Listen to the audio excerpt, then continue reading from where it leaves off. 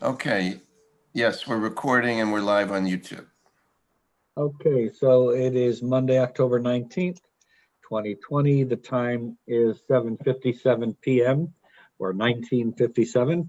I will call to order the October meeting of the Board of Police Commissioners. We have a quorum with Commissioner Fran Collier-Clemens, Commissioner Kelly Striniti. First item on the agenda, approval of the minutes of the meeting of September 21st, 2020. Do I have a motion? I so move.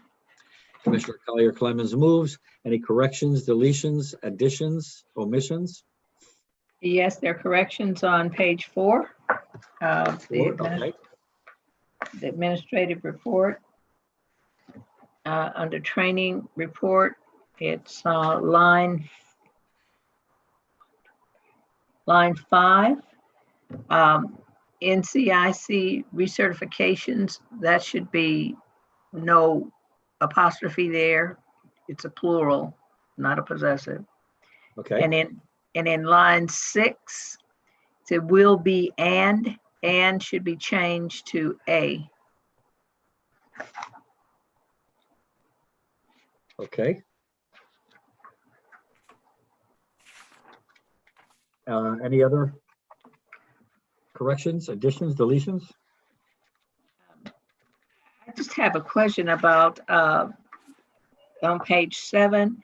Is that the correct spelling of Tejeda's name? I think it's T-E-J-A-D-A or something. Yeah, but I think that's incorrect. I think it's T-A-J-E-D-A. Okay. Tejeda. Chief, Is that right, Chief? they're looking it up now. I Okay. can't find it. Where are you? Where are you? It's on page 7. Executive session. Tejeda. I just think that name is misspelled. I may be wrong. I think it's correct. Oh, okay. That's All correct. right. Great. Yeah, it's That's correct. all I have. Okay, Commissioner Striniti? Chief, Deputy Chiefs? All right, seeing none, all in favor of approving the minutes as corrected? Aye. Aye. Motion carries. Public comment, do we have anybody for public comment? Mr.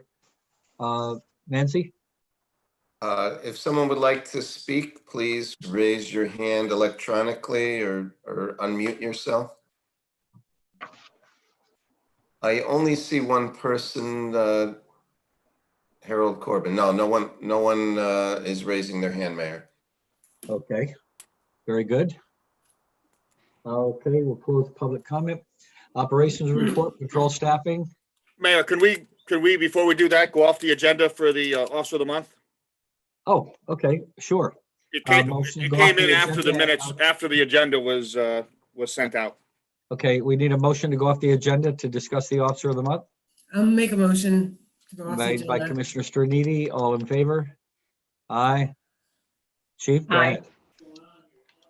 It'll be Officer of the Month for Officer Brian Barrett. And this involves an incident on September 25th. You may have recalled reading about it. Just before 3 o'clock, a woman was driving on Strawberry Hill, was approached by an individual that appeared to be on some type of hallucinogen or PCP or something, who entered her vehicle and was starting to grab at her and her child.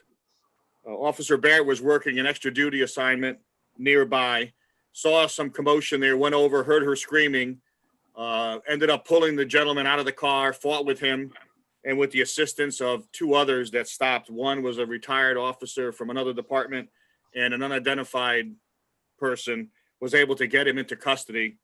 He was charged with sexual assault, 3rd degree, assault 3rd, risk of injury, interfering, and criminal mischief as a result of this. And obviously, and as I said, it appears the individual was on PCP or something and just randomly went in and was grabbing at this female operator when she stopped for the light on Strawberry Hill.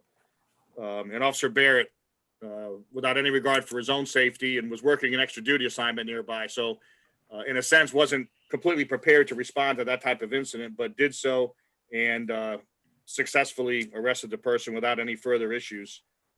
outside of that individual being very aggressive with officers for a while, even at headquarters. So for that, we felt he definitely deserved Officer of the Month for September. And as I said, this came in very late in the month, and with timing, the agenda was prepared prior to receiving this. So that's why I asked to go off the agenda. Okay, well, thank you, and it's certainly worthy of this recognition.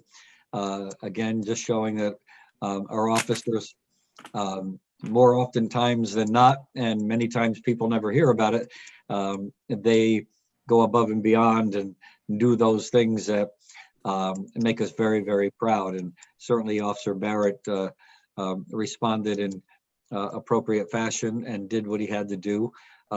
Did we also, I think you said a police officer from another department and a Good Samaritan, did we ever identify them and send them letters of thanks as well? Or The Samaritan, no. The officer, yes, but I just got this the other day, so I have not had a chance to do that yet, but we will be.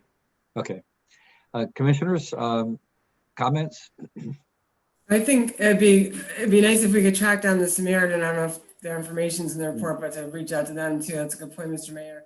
And again, I agree, it's very worthy of going off the agenda for this item and another time. And I could say I'm very proud of our department. They're out there keeping us safe. Thanks. Yes, I'd like to also say that it speaks very highly of the personnel that we have as officers. It also speaks well to our training for them so that they are always ready, regardless of whether they're on duty or doing extra work, to be vigilant of the surroundings and do all that they can to keep our citizens safe. We commend you. And just for the record, in reading the write-up, it was Darren Milligan is the retired Trumbull police officer that assisted in the apprehension. And I don't know if we'll be able to identify the third person based on what I'm reading. Well, it was really great, and we appreciate that. And thank you for bringing that to our attention. Okay, next operations report, patrol staffing. Good evening. For September 2020, we had 178 sworn personnel, 3 patrolman vacancies. Sworn personnel used 174 and a half sick days, down to 20 and a half workman's compensation days. 2 officers were on extended workman's comp. Detective Bureau for September 2020, a little bit slow in activity, but they did have 2 significant incidents. A shooting on Woodward Avenue on a Sunday afternoon, and they also had a robbery at Flaxhill Park. It was later determined that the same group of individuals were responsible for both crimes. So once they were identified, warrants were applied for, and officers from the Special Services Division arrested them. We're down to 14 burglaries in the month of September, so that is down. We have had a recent spike as of late, but in September it was slower than normal activity. Special Services closed out a significant investigation with the Bridgeport Field Office of the FBI. They arrested an individual that Officer Lupica had a significant investigation into for several months. They recovered 7 firearms. Some were stolen. He's a convicted felon, and they also recovered 80 grams of fentanyl. And they also concluded an investigation to Malcolm Williams and 5 arrest warrants, who was a pretty active drug dealer in town. Special Victims Unit, SROs were busy with back to school, and 2 warrants were executed in regards to ongoing child pornography investigations.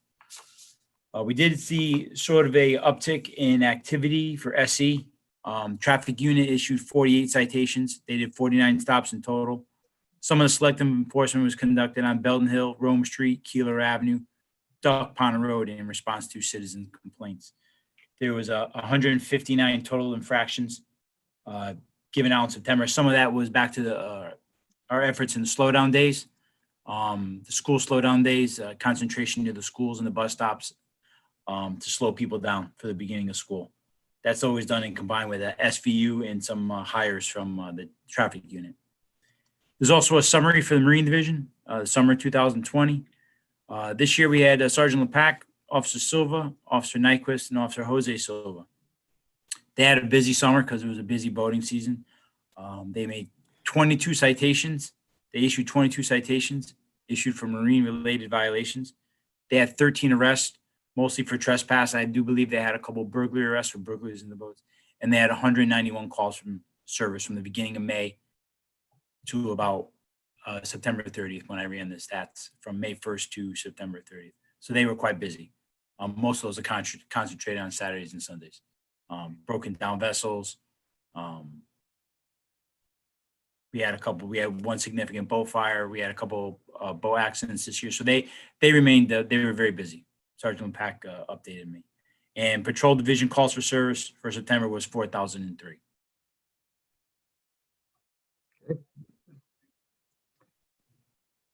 Any questions for Deputy Chief Walsh? Okay. Administrative report, Deputy Chief Seca. So we're finally back to in-person training. So we've started some of the review credit training that's been on hold for months with COVID. That was the domestic violence and human trafficking. We had multiple classes of each go through. We had our normal monthly ESU training. Additionally, good amount of firearms requalifications, low light and use of force training. And a little bit of legal updates and NCIC recertifications. The one significant thing is we did hold a supervisor training on many of the, de-escalation and things related to the police accountability bill. And leadership. So, and then also some resilience training for them. So we did half of the supervisors at the end of the month, and then the other half of the supervisors in the beginning of this month. So that was, we had attorney Eric Daigle come in and provide that training, which was very useful. And then Silver Hills Hospital did the resilience training. Additionally, this week we although we have the noise meter training is finally starting. So you'll see that for next month's report. That had been on hold based on COVID. We could not get the instructor, the person who had assisted with the writing of our ordinance. The college that he is affiliated with would not let him travel out of state due to COVID. So that had been on hold. We're actually doing the majority of the training via Zoom, and he will be up the end of the week to do the practical skills part of it. And then we'll also have a couple of officers getting recertified in fair and impartial policing that train the trainer classes.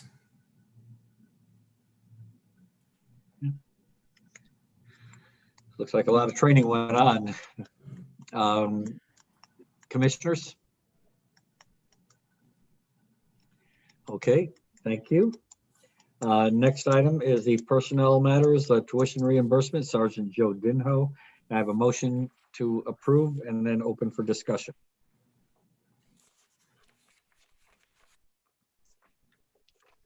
Motion by Commissioner Collier Clemens. Okay. Eric, can I interrupt just for 1 second? Yeah. Just to ask you, Larry, are you still on?